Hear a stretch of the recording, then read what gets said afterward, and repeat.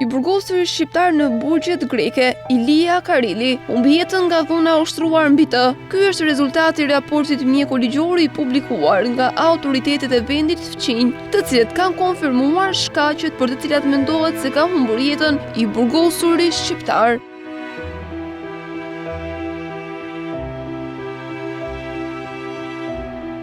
Vdekja nuk vjen si pasojë e një plumbi, e një aksidenti apo e një vendimi gjykate, por si rezultati një zinxhiri heshtje, dhune dhe frike që ndodh larg syve të publikut.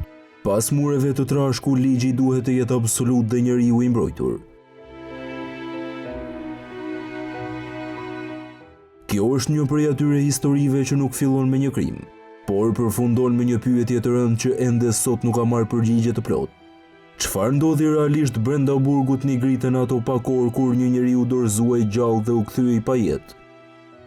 Historia e Ilia Karelit nuk është thjesht historia e një të burgosuri që humbi jetën, por një rrëfim i errët mbi mënyrën se si dhuna, kur lejohet të zëvendësoj ligjin, shndërrohet në një dënim me vdekje pa gjyq.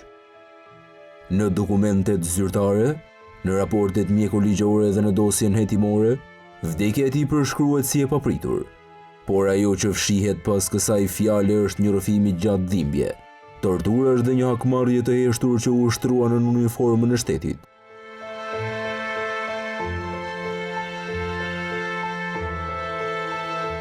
Ilia Kareli ishte 42 vjeç në momentin e vdekjes. Një emigrant shqiptar në Greqi, një njeri me një jetë të trazuar dhe me precedent penal, i cili ndodhej në një burg duke vuajtur dënimin e tij. Ai nuk ishte simboli i pafajësisë, por as një njeri që kishte humbur të drejtën për të jetuar. Për vite me radhë, Kareli kishte qenë pjesë e botës së errët të krimit, një botë që shpesh përfundon pas hekurave, por që sipas ligjit ndërshkohet vetëm përmes vendimeve gjyqësore, jo përmes torturës. Përpara ngjarjes fatale, ai ndodhi në burgun e Malandrinos, një institucion penitenciar i njohur për kushtet e vështira dhe tensionet e vazhdueshme mes të burgosurve dhe personelit. Pikërisht aty ndodhi një ngjarje që do të shërbente si shkëndije e gjithçkaje që pasoi. Sipas mediave greke dhe autoriteteve, Ilia Kareli ishte personi që kishte vrarë gardianin Gjorgj Cironis, një koleg i atyre që më vonë do të kishin në duar fatin e tij. Vrasja e një gardiani brenda burgut ishte një goditje e rëndë për sistemin grek dhe një ngjarje që u perceptua jo vetëm si krim, por si një sfidë drejt për drejt ndaj autoritetit. Reagimi ishte i menjëhershëm. U vendos që Kareli të transferohej urgjentisht nga burgu i Malandrinos në burgun Nigrita, një burg i sigurisë së lartë në Greqinë Veriore, i njohur për regjimin e fortë dhe për mënyrën e ashpër të trajtimit të dënuarve që konsideroheshin me rrezikshmëri të lartë. Transferimi nuk ishte thjesht një masë sigurie, por fillimi i fundit. Në orën 15:40, Ilia Kareli mbërriti në burgun Nigrita. Ai ishte i gjallë, i vetëdijshëm dhe në përgjegjësinë absolute të shtetit grek. Çdo gjë që do të ndodhte më pas ishte jashtë kontrollit të tij. Sipas dosjes së çështjes, që nga momenti i mbërritjes, ai u nënshtrua një trajtimi që nuk kishte të bënte me procedurat standarde të burgut. Ai u izolua, u shoqërua nga disa gardianë dhe u dërgua në ambiente të brendshme ku nuk kishte kamera sigurie. Në këto ambiente, sipas dokumenteve hetimore, filloi tortura. Autopsia që u bë trupit të tij më vonë zbuloi se Kareli kishte marrë goditje të vazhdueshme në të gjithë trupin. Shenja që nuk mund të justifikoheshin si përdorim force për vetëmbrojtje apo kontroll situate. Në dosje përshkruhet përdorimi i metodës së njohur si falang, një formë torturimi e ndaluar rreptësisht nga e drejta ndërkombëtare, e cila konsiston në goditje të përsëritura në mënyrë metodike për të shkaktuar dhimbje ekstreme. Ajo që e bën këtë edhe më tronditëse është fakti se tortura u krye në mënyrë të organizuar. Sipas shkresës së çështjes, gardianët përdorën një gërshet të improvizuar nga një çarçafi i konfiskuar më parë gjatë kontrolleve në qelitë të ndaluarve. Ky mjet u përdor për të shkaktuar goditje të shumta, në një zonë që nuk u filmua qëllimisht, pikërisht për të mos lënë gjurmë vizuale dhe për të vështirësuar identifikimin e autorëve konkret. Përveç goditjeve fizike, Kareli u nënshtrua edhe një formë tjetër torture, të njohur brenda burgjeve si frigoriferi. Ai u dërgua në një dhomë ku rojet i hodhën ujë shumë të ftohtë, duke i shkaktuar shok termik dhe stres të jashtëzakonshëm fizik. Kjo formë torture synon të dobësoj trupin dhe mendjen njëkohësisht, duke krijuar ndjesinë e humbjes së kontrollit dhe frikës ekstreme. Tortura vazhdoi për orë të tëra.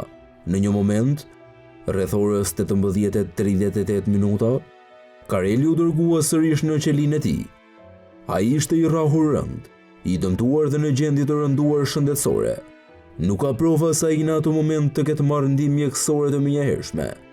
Ai u la aty, i vetëm, pas një trajtimi që sipas dosjes lidhet drejt për drejt me vdekjen e tij. Në orën 23:15 minuta, Kareli u gjeti pa jetë në qelinë e tij. Zyrtarisht kjo u regjistrua si koha e vdekjes, por ekspertët nuk përjashtuan mundësinë që ai të kishte ndërruar jetë edhe më herët. Në total, nga momenti i mbërritjes në burgun i Grita deri në gjetjen e trupit të tij të pajetë, kishin kaluar vetëm 7 orë gjysmë. Autopsia mjekoligjore ishte vendimtare për zbardhjen e së vërtetës.